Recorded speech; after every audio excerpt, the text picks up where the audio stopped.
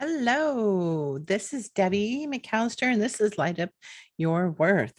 Today is a solo episode, and I'm going to be bringing in and talking about money. I know there's a lot of talk in some of the spiritual communities um, about money and why some of the spiritual healers or coaches really struggle with money.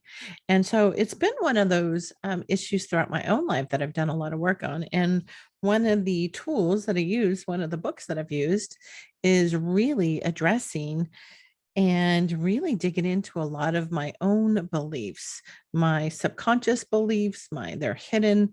Didn't really understand what they all were and my own values around it, and what I had experienced growing up in a working class neighborhood, as well as my parents, who worked really hard for all of everything that we had, as well as young adulthood and what I was exposed to there, as well as in my corporate career. I then started to see people making an enormous amount of money, and being in the Bay Area during that time frame was able to just witness that and get exposed to what others had already been exposed to, perhaps. And so it really started my work, the healing work, the just deeply understanding myself as my own knowledge and awareness.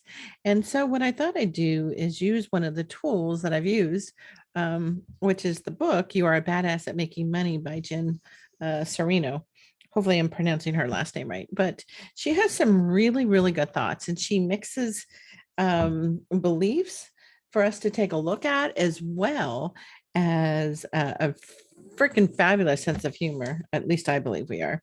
So I'm going to be using this book to help prompt some of the conversations that I'm having. So if you want to grab your book and join me, you are a badass at making money. So I am going to jump all the way to page 15, which is under allowance. And as we go through this, you might want to think about, like, what are your own beliefs? What do you think about money and people who have money? Do you think everybody who has money is greedy? You know, one of the things I did is last year I had a workshop that I ran, and it is called Connecting to Your Money. It's now a $22 offering, and it has self-conscious beliefs that are there using sacred soul alignments to really transform some of the money beliefs. It also has some journal prompts and some sacred downloads. What sacred downloads are is that if you've never believed that you could be rich, and you can say, I am rich. So there's some downloads to give your subconscious different neural pathways if they've never experienced something to hold on to as a feeling. So it helps with your subconscious beliefs and creating new belief systems, and changing those neural pathways. So that's also included. And I think it's $22. So it's there on my website, lightupyourworth.net. If you're interested in having a tool to help with some of your own self-conscious beliefs, know that it's there.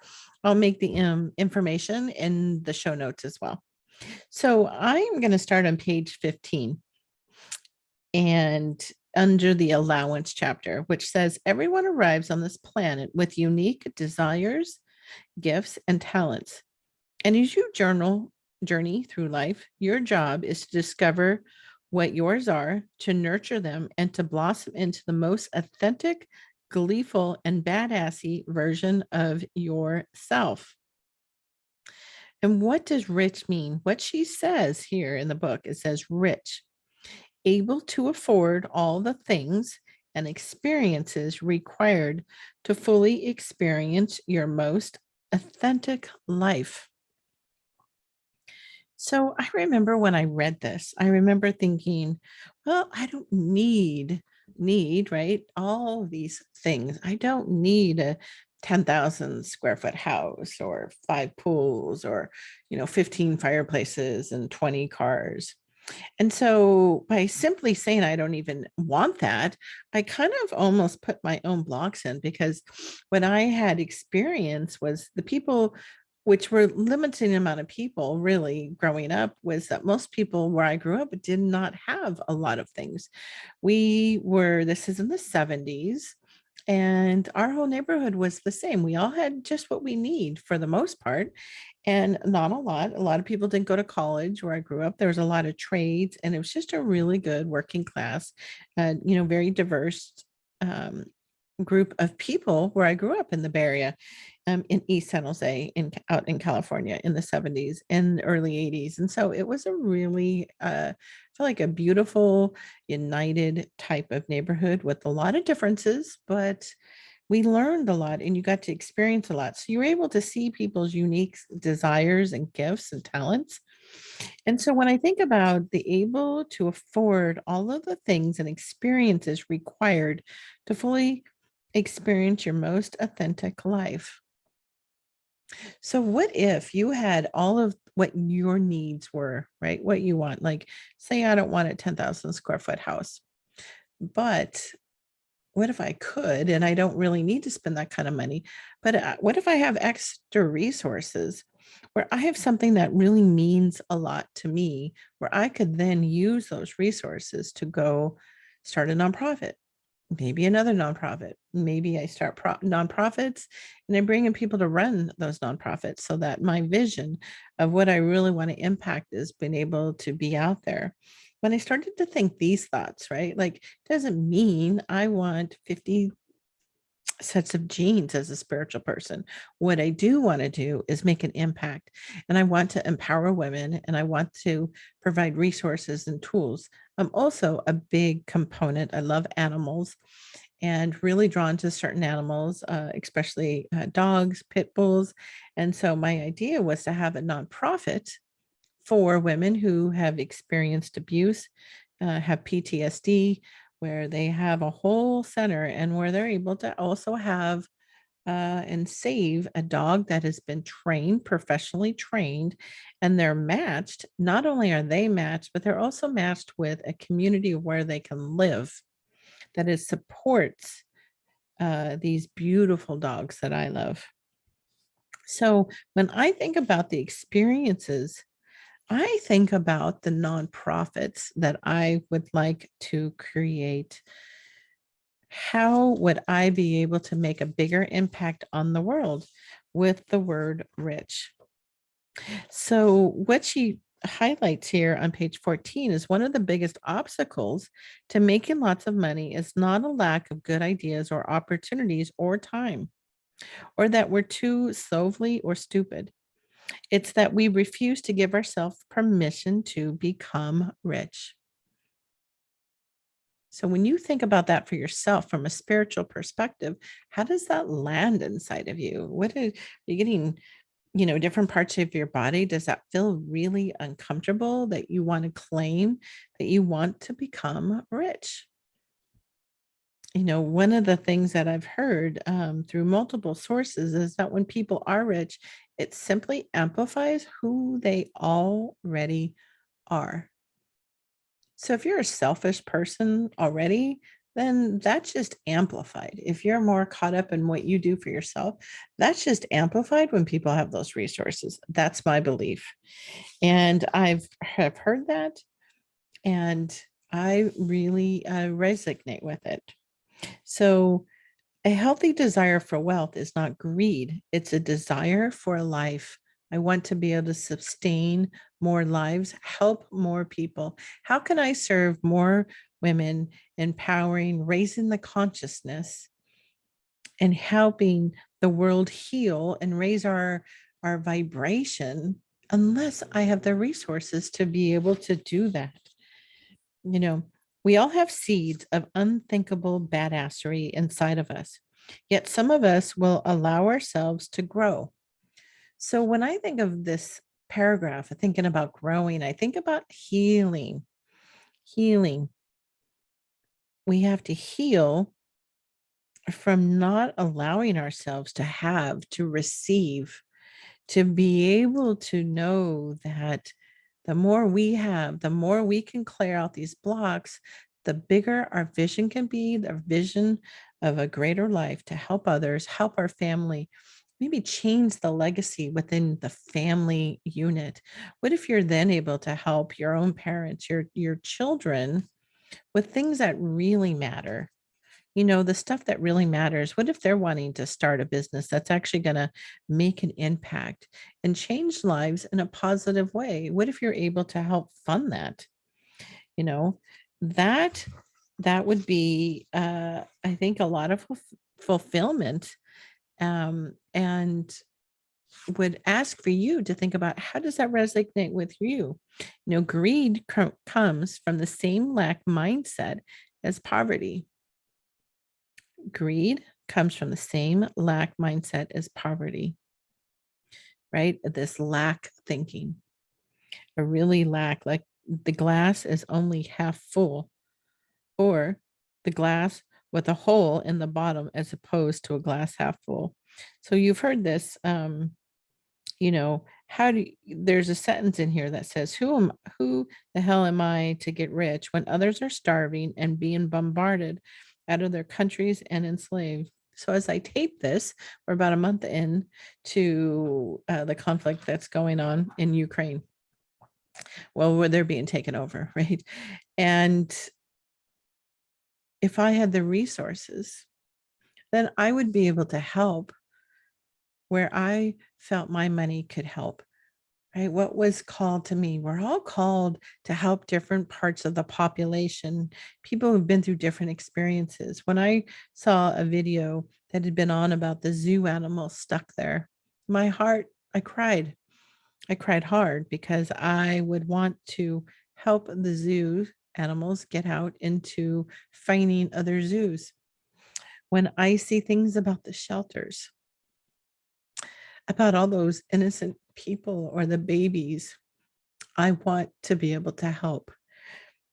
And if I don't have the resources to be able to do that, and I can't fly across even to get close to help, then when we have the resources, being rich, we're able to then serve more people and really go to where we are pulled.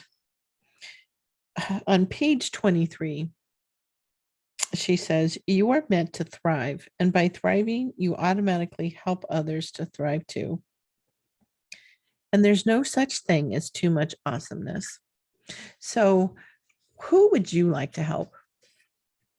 Right now, take a moment with me and think about, right now, you are now funded, just even, a cool $1,000,000, $50,000, and you get to go start your own nonprofit.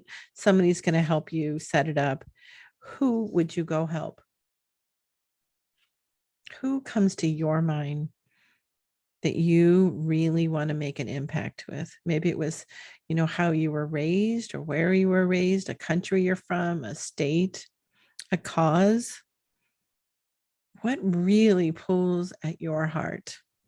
Keep that in mind, because that is part of you thriving. And when we go through the work of really removing this box with spirituality, it allows that for us to do things that really connect us to who we are. That's thriving in my book. What is it in yours? So as I continue through her book, really think about that nonprofit. Who is that for you? I have mine. The other nonprofit that I really has was really drawn to wanting to help was, I lived in Reno for a couple years, and I lived in South Reno, which is off of 395. There's Highway 80 and 395. 395 takes you over to Lake Tahoe. So I lived on the last exit of in Reno. And in that part of town of where I lived, off of Veterans Parkway, there was wild horses. And I've posted some of these videos on my Instagram last year, because I would wake up and there would be wild horses. There was a period of time for like 6 or 8 weeks where there was wild horses every day on my street.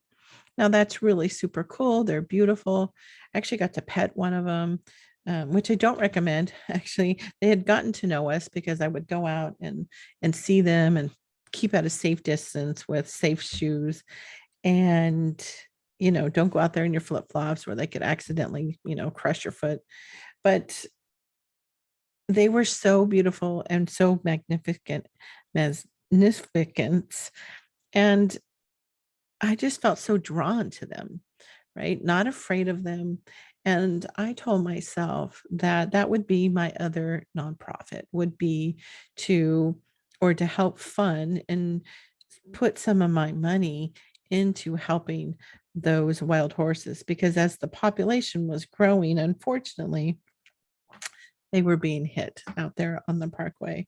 So you would hear of one. And the one horse that had gotten hit by a car because, it gets dark, there's not enough lighting, was one that I actually got to pet. And I can tell you that it was really, really heartbreaking to know that that sweet soul, from a spiritual perspective that I was able to communicate with, was no longer with us. And so I think about the nonprofits. Who do you want to help? So here's some questions that are coming from her book, page 26. And some of these are mantras, money mantras, and I love her money mantras. This one says, I love money because I love myself. So if that resonates with you. But what about if you make a list of all the reasons why you deserve money? Make a list of some of the beautiful things that have happened in this world thanks to money. So when we think about even the conflict, right? Like, um, somebody had access with resources to be able to provide internet because the internet had been shut down in Ukraine. Now that was money. There's a lot of probably other political things, but in the very basics of it, on a simplified view, that was because somebody had the money. You can make a list of all the experiences money will add to your life, and make a list of how you being rich will benefit others. And this is my favorite, making a list of how you being rich will benefit others. So, how you been able to not only take care of yourself, but to be able to help support those that could really use your help. Maybe you like to help children. Maybe you like to help animals. Maybe you like to help seniors. If you have those resources to be able to do that, you can make that impact.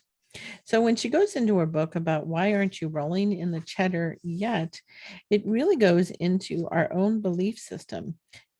Our exterior world is a mirror of our interior world, our inner world. And so this is when we talk about doing the work. So we're not saying that you can't make money if you haven't believed these, because we see this, right? We see these people, we see them running around, making the people that we don't want to be. No, I don't think people on this,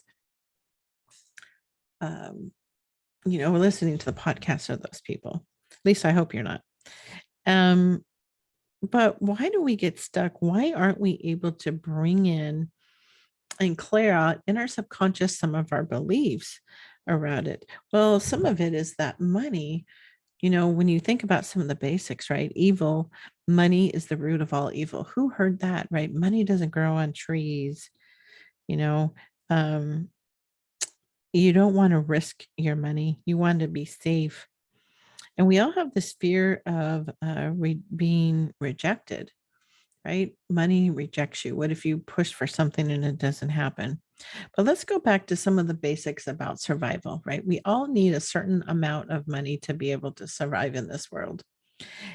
And perhaps you've been in an opportunity or circumstance as a child or as an adult where you did not have enough to take care of yourself. And we form these beliefs that there's just not enough. Like, if the more I have, then the less you have. And that is simply not the case. And there is enough for everybody going around.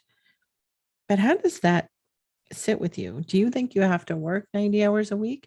Do you think that if you take a role or you have a product, that the only way that you can make money is to not be purposeful in what you do, and that it's taking advantage of somebody else?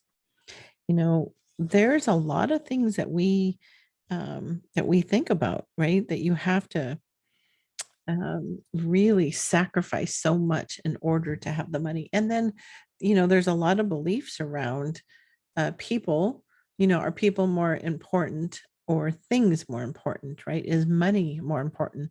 What people sacrifice to make money? What are those beliefs within yourself? And one of the things that she really talks about that I really find is on page 36 is that, and she's talking about this overbearing little prince, which is basically who we are, little prince, little princess between the years 0 to 7, which we've talked about with multiple guests, is that, those are the formative years of where we are building so much of what's in our subconscious. And so those are beliefs that get stored, right? Did your parents fight about money? Did you never talk about it? Was there just never enough? There always had to be basics. What about the person who had a little more and then they didn't share anything?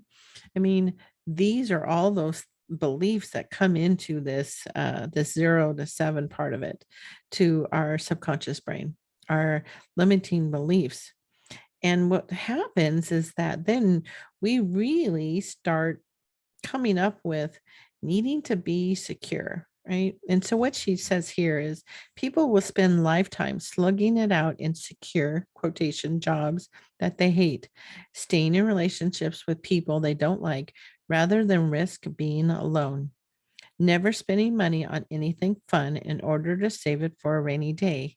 Meanwhile, we are flying through outer space in an infinite universe on a planet prone to earthquakes and plagues and ice ages. And of course, we know a pandemic, right? Or viruses or COVIDs and all that good stuff.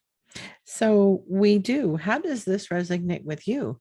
Are you spending your time now in doing stuff that really doesn't call to you? I know in the whole spiritual world, we do talk about this a lot. That's you'll hear in the journeys of all of season 1 is everybody went through some really big life challenges and they've overcome them and they're out serving others.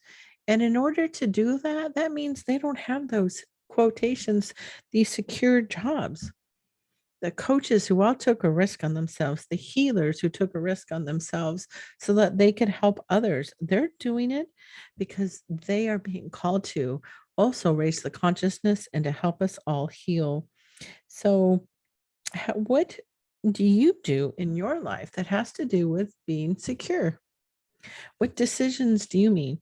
I'm not saying you don't save for a rainy day. Okay. I'm saying is that in the intention is, how do you free yourself up to thrive into abundance? How do you do that for yourself? When we're talking about focusing on your heart's desire, on infinite possibilities, on enjoying the crap out of your life instead of worrying about what you might lose. So you can actually think maybe you don't understand. She goes into the whole chapter on words. Our perception of reality is also greatly influenced by our words. And words bring our thoughts and beliefs to life and help anchor them into our realities through repetition. So sometimes you you repeat things. So have you ever just really paid attention? Take a couple days, take a week, and really, really pay attention to what is coming out of your mouth. What are you sending out to the universe in conjunction to your money and into what you're bringing into your life? What beliefs and thoughts or words are coming out of your mouth, and then how can you change into better words? The most powerful words in the universe are I am. So I have here on my laptop, on my screen that I'm looking at, I am so grateful for, and then I repeat whatever that is, right? I am so grateful for. Now, what happens if I am tired? Like, see, I am tired, right? I am sending that energy out. So, some of the words that I've begun to use is I'm experiencing feeling tired. And so it doesn't send those words out to the universe of what I no longer want or want to call into my life. Your thoughts inspire emotions that inspire action that forms your reality. This is on page number 40. So these are some of the things that we're talking about here. So here's some of the other limiting beliefs that she is pointing out in her book on page 45. You can't be rich and spiritual. Money isn't important. People are. Never go into debt. Save your money for a rainy day. Rich people are lucky, gross, selfish, entitled, snobby, shallow, egomaniacs, holier than thou. You have to work hard to make money. You can't make money doing X, whatever you love to do. I'm too irresponsible, lazy, clueless to make money. It's not polite to talk about money. It's important to have a good, secure job. If you get excited by making money, it means you're shallow. Money doesn't grow on trees. You must go to college to make money. Money causes stress. There's never enough money. Money is trouble. I don't want to be a sellout. You have to sacrifice having a good, fun life to make money. Money is out of my reach. You have champagne taste on a beer pocketbook. Always have a backup plan. It's lonely at the top. Who has that kind of money? He, she is only about the money. How many of those actually stuck to you? You could go back and replay this because it really is important to understand how many of those you're like, ooh, I actually have said that, or I remember hearing that, So one of the things that she talks about is to write it down and feel it and own it. On for the mantra, I love money and money loves me. Now, can you imagine doing what Louise Hay says, looking in the mirror, doing some mirror work, saying, I love money and money loves me? Think about all those people you can serve. Where do you feel this in your body when you say it, right? That's going to give you some clues of where you have opportunities to go do some work. Maybe you feel it in your stomach or your heart or your bottom of your feet. That's actually going to give you clues when you're working with an energetic healer of where you have, whether it's guilt or shame or not wanting to move forward, or which is what the knees and the feet are all about, not wanting to move forward in life. So, what do you remember about your parents telling you about money? Take any negative thoughts that came up for you in the first step above and break them down. And she shows us how to do that on page 44, is to actually reconstruct what you were actually doing. So, for instance, what she talks about on page 44 is an unhelpful thought. Money can't buy happiness. Question then is, what makes me happy? Does having money help me achieve any of these happy things? You can rewrite that thought to money supports my happiness.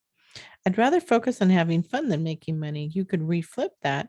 Is it fun when you make money? Yes. When I make money, it's fun. And what I have to do to make it isn't fun.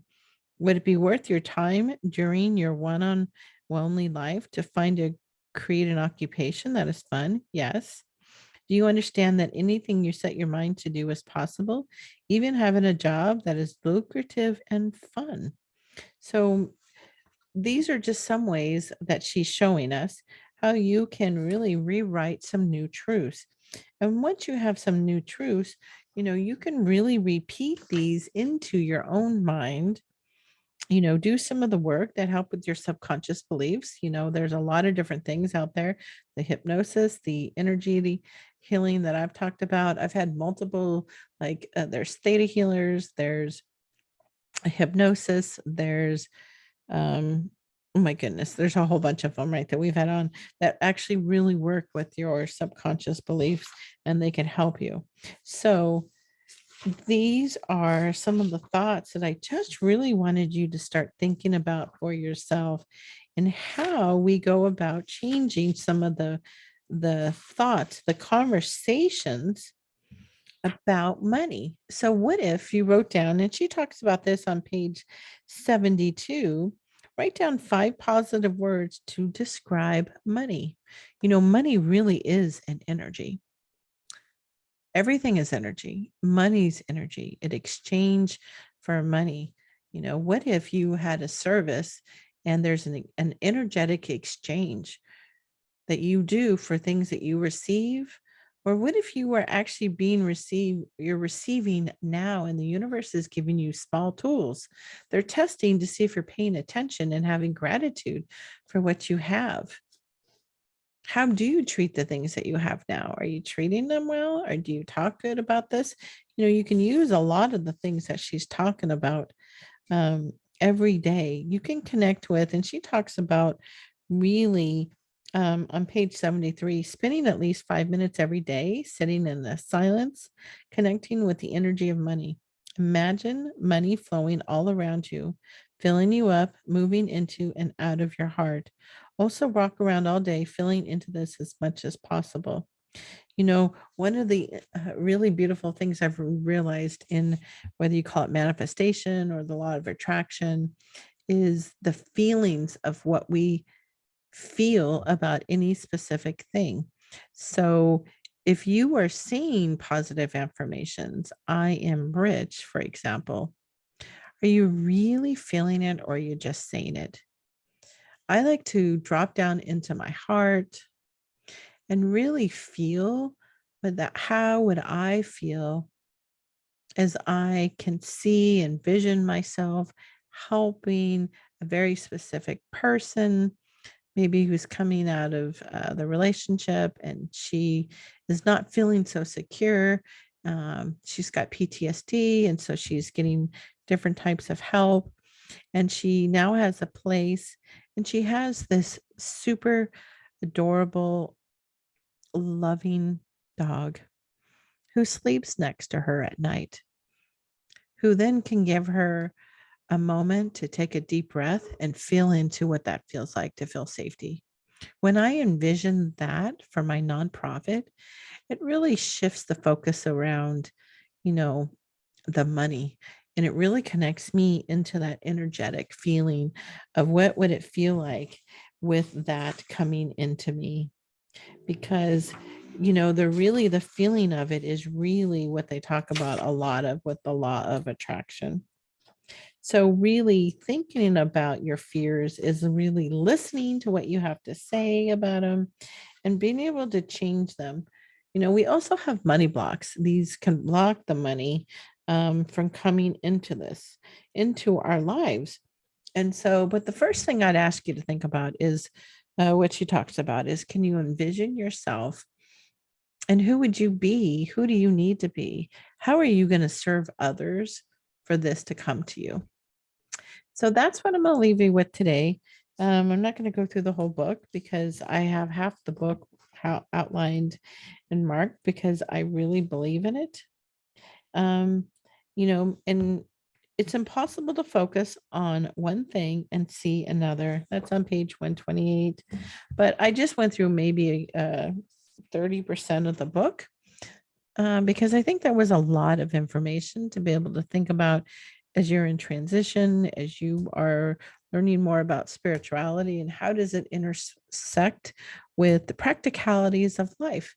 So really doing some very conscious work and just noticing what we say, what we feel, you know, about money, and know that money is energy. It's all very spiritual. Everything is energy. And so let's take a look at those beliefs and really start shifting out of that as you rebuild, or you're in transition, or you're really trying to look at things from a spiritual perspective in life. So until we chat again, have a wonderful day, and I'm sending you sunshine. Much love.